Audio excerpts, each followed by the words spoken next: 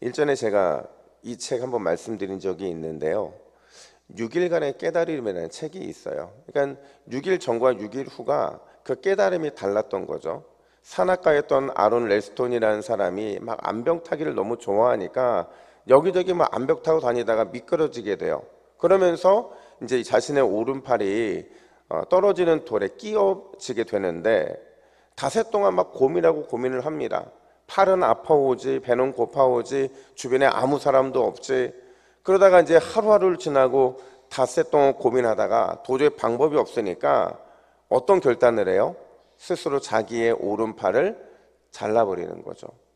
어떻게 이런 결단이 가능했을까라는 질문 앞에서 그가 뭐라고 말하냐면, 이 팔을 가지고 얼어 죽을 것인가, 아니면 팔 하나 버리고 살 희망을 잡을 것인가, 이 둘 중에 하나를 선택할 수밖에 없더라는 거죠. 결국 팔 하나 때문에 자기의 목숨을 버릴 수 없어서 팔 하나 버리기로 과감하게 결단을 했던 거죠. 그래서 이런 결심과 결단을 그의 책으로 냈던 게 바로 6일간의 깨달음이라는 책이라는 거예요. 여러분, 결단이라는 단어, 결심이라는 단어, 그 어원을 찾아보니까 라틴어로 자르다, 버리다라는 의미가 있는 거죠. 그러니까 결심과 결단을 하려면 반드시 방해하는 걸, 그걸 방해하는 걸 과감하게 잘라버리지 않고서는 불가능하다라는 겁니다. 요시아의 개혁이 그랬다는 거죠. 요시아는 개혁을 위해서 너무나도 과감했어요. 때로는 과감하게 잘라내기도 하고, 또 때로는 과감하게 버리기도 하고, 심지어 그 잘라낸 것을 빻아버리는 그런 결단까지 행하는 모습을 보이게 되거든요. 그리고 어제 본문부터 오늘 본문까지 그 결단을 직접 실행에 옮기는 모습을 보게 된다는 거예요. 특별히 오늘 본문에서는 이 두 가지 관점에서 그의 개혁의 결단을 한번 살펴봤으면 좋겠는데, 첫 번째로요, 여러분, 온전한 개혁의 출발은 어디냐? 바로 나로부터 시작이 된다는 거예요. 그러니까 내가 먼저 개혁이 되면 그 개혁이 점점 세상으로 확장될 수 있다는 거죠. 왜 그래야 될까요? 왜 개혁을 나로부터 시작을 해야 되느냐? 왜냐하면 나로부터 시작된 개혁만이 이 개혁의 정당성은 물론이고 하나님 보시기에 온전하고 아름다운 개혁이 될 수 있기 때문에 그런 거예요. 여러분, 개혁이라는 단어를 좀 바꿔보세요. 변화, 체질 변화, 체질 개선, 이렇게 바꿔보면 우리의 삶의 어떤 문제 앞에서 내가 결단했을 때, 뭔가 새롭게 하고자 결심을 했을 때, 그건 어디부터 시작이 된다는 거예요? 나로부터 시작이 되어야만 하나님이 그 개혁을 기뻐하신다는 거죠. 역사에 보면 여러분, 성공한 개혁은요 다 나로부터 시작된 개혁이었어요. 그 대표적인 예가 종교개혁이잖아요.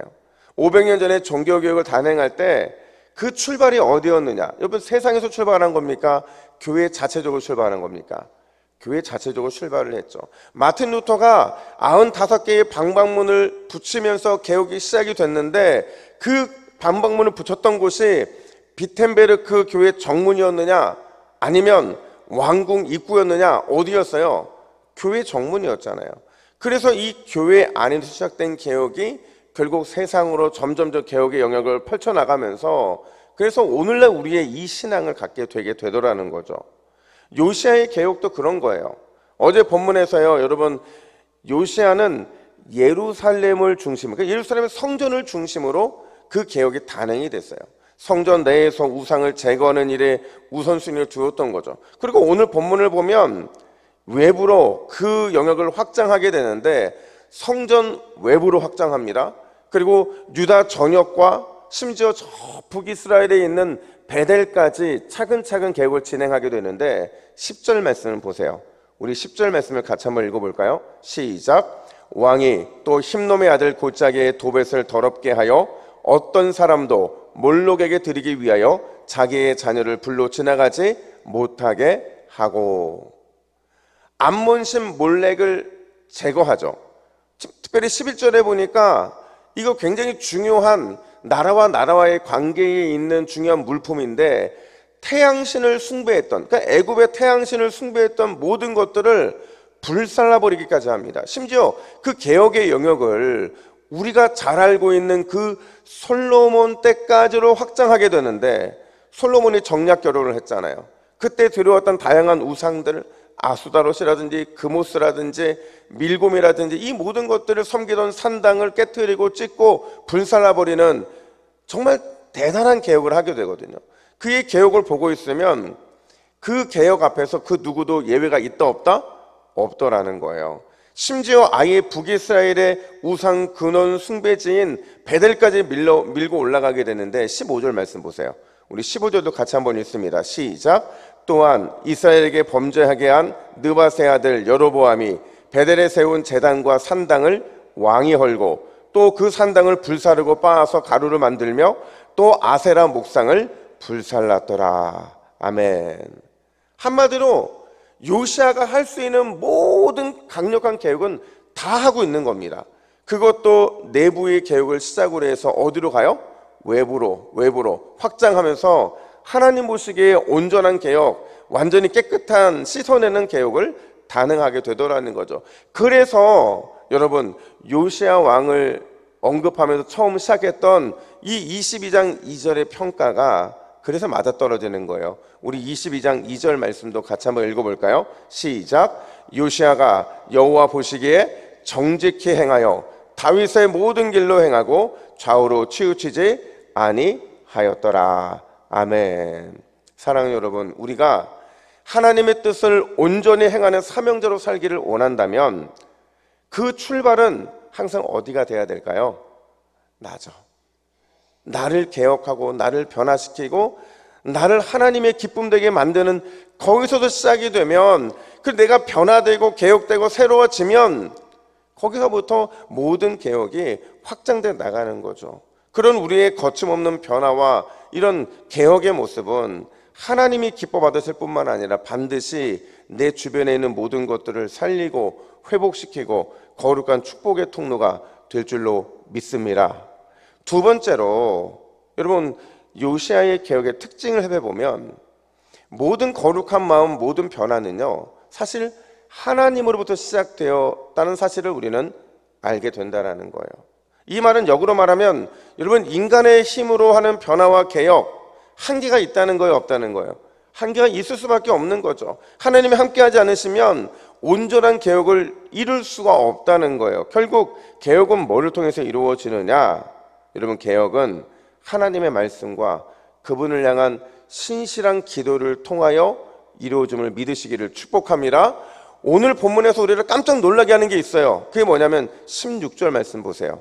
우리 16절 말씀도 같이 한번 읽습니다. 시작. 요시아가 몸을 돌이켜 산에 있는 무덤불을 보고 보내어 그 무덤에서 해골을 가져다가 제단 위에서 불살라 그 제단을 더럽게 하니라. 이 일을 하나님의 사람이 전하였더니 그 전한 여호와의 말씀대로 되었더라. 아멘. 자 여러분 이 말을 이해하려면요 300년 전으로 거슬러 올라가야 돼요.